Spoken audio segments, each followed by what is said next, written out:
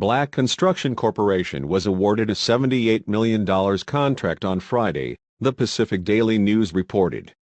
"We are committed to Guam, and our forward presence here will play an essential role in strengthening the military's ability to maintain regional security and protect the nation's interests in the Pacific," said Colonel Brent Bien, who is the officer in charge of the Marine Corps Activity Guam. The group, called Prutalitikyan, has garnered the support of Speaker Benjamin Cruz, D. Tuman, Vice Speaker Therese Turlage, D. Iona, and Senator Fernando Esteves, R. Iona.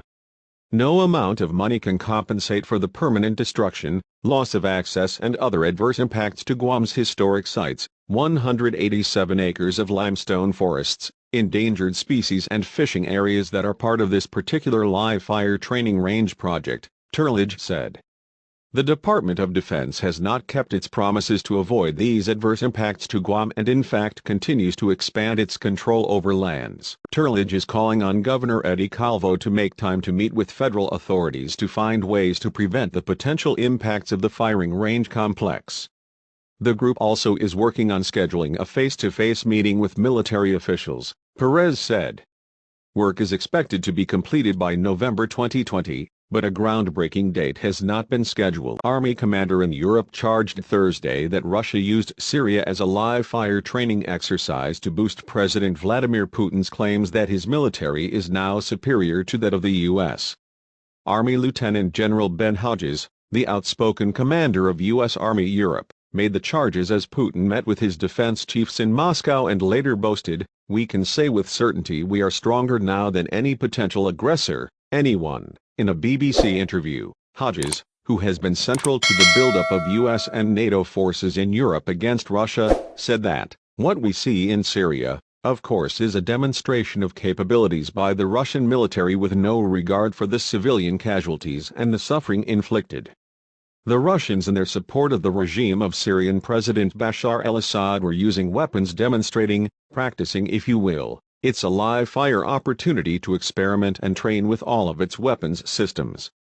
That's not helpful. Of course, the disregard for civilian casualties that we see in places like Aleppo, again, that's not the conduct of a nation that wants to be a superpower and be treated like a superpower," Hodges said, but Putin only underlined his claim that Russia was now dominant in both conventional and nuclear forces.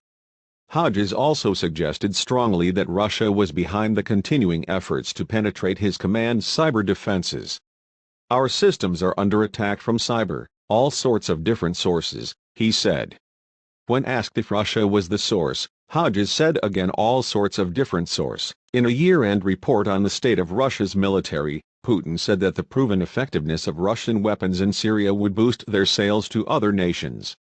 The Syrian army received considerable support, thanks to which it carried out several successful operations against militants, he said, and the effective use of Russian weapons in Syria opens new possibilities for military technical cooperation. "We must take maximum advantage of this. We know there is interest in modern Russian weapons from foreign partners." Separately, Russian Defense Minister Sergei Shoigu said the military had used 162 types of modern armaments during the military campaign in Syria, including its Sukhoi warplanes and MiG and Kamov helicopters. "They have shown to be highly effective," he said. He said that Russian air power in Syria had liquidated 725 training camps, 405 weapon factories and workshops, 1,500 pieces of terrorist equipment, and 35,000 fighters, including 204 field commanders, he said. In the process, Russia had prevented the breakup of Syria and shored up the Assad regime, Shoigu said. Putin's remarks and another round of tweets from President-elect Donald Trump also suggested the possibility of another nuclear arms race between the U.S. and Russia. "We need to strengthen the military potential of strategic nuclear forces, especially with missile complexes that can reliably penetrate any existing and prospective missile defense systems," Putin said. "We must carefully monitor any changes in the balance of power and in the political military situation in the world, especially along Russian borders, and quickly adapt plans for neutralizing threats to our country," Putin said in what appeared to be a reference to the placement of U.S. missile defense systems in Europe. From his Mar-a-Lago, Florida estate, Trump tweeted that the United States must greatly strengthen and expand its nuclear capability until such time as the world comes to its senses regarding nukes. Trump did not elaborate, but his statement came a day after he met with a team of high-ranking military officials, including Vice Admiral James Syring, head of the Missile Defense Agency, and Lieutenant General Jack Whitestein, Deputy Air Force Chief of Staff for Strategic Deterrence and Nuclear Integration.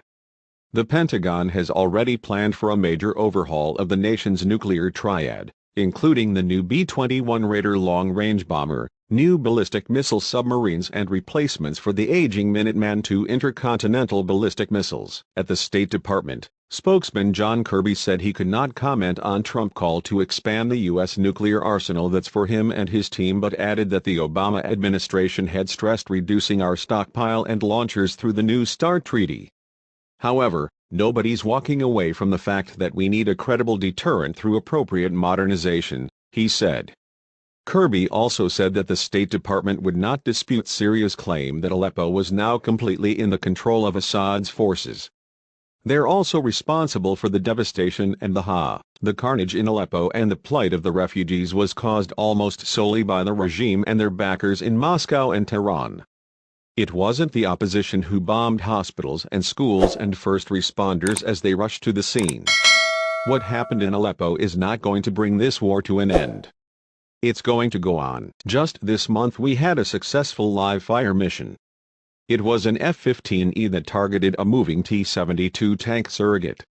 We're still analyzing the data to get the details of it, but the visual indicated it was a direct hit, Lieutenant General Ellen Pawlikowski, military deputy for Air Force Acquisition, told Military.com in an interview. The test earlier this month was the final live-fire mission required for the developmental weapons program to move toward what's called a milestone C full-rate production decision, she added. Pentagon Acquisition Chief Frank Kendall is expected to approve full-rate production of the weapon by May of this year, a move which would clear the path for large-scale manufacturing and delivery of the Small-Diameter Bomb 2, or SDB-2. Ultimately, the Air Force plans to acquire 12,000 SDB-2 weapons, which will enter service by 2017, service officials said. This was the graduation exercise. This is what the warfighter is going to drop on the bad guys. It is the end-to-end test. The warhead performed as expected and we ended up putting steel on target, which is what the goal is, Jeff.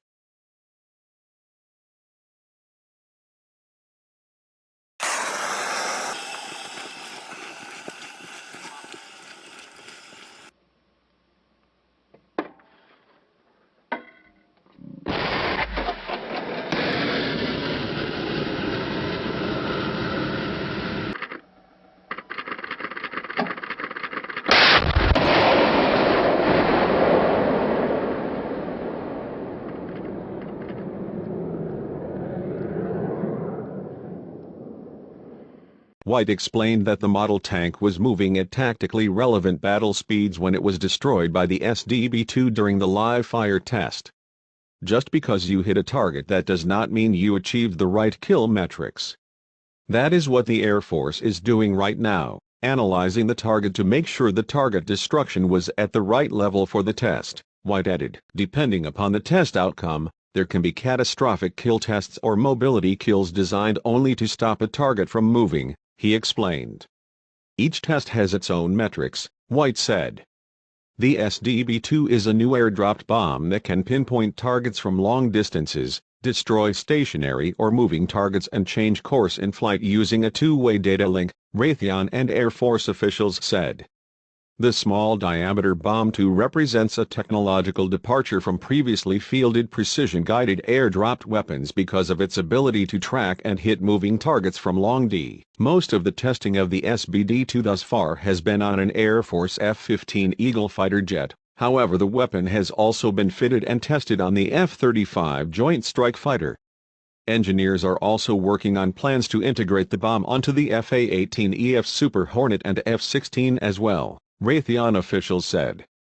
GPS and laser-guided weapons such as Joint Direct Attack munitions have been around for decades, however, They have primarily been designed for use against fixed or stationary targets. A key part of the SDB-2 is a technology called a tri-mode seeker, a guidance system which can direct the weapon using millimeter wave radar, uncooled imaging, infrared guidance, and semi-active laser technology. The really transformational thing about this product is the fact that our seeker, our tri-mode seeker, allows us to prosecute both those moving and stationary targets from standoff distances to exceed 40 nautical miles both on land and at sea, Mike Jarrett, Vice President, Air Warfare Systems, Raytheon, said last summer at the Farnborough Air Show, London. A tri-mode seeker provides a range of guidance and targeting options typically not used together in one system. Millimeter wave radar gives the weapon an ability to navigate through adverse weather conditions in which other guidance systems might encounter problems reaching or pinpointing targets. Imaging infrared guidance allows the weapon to track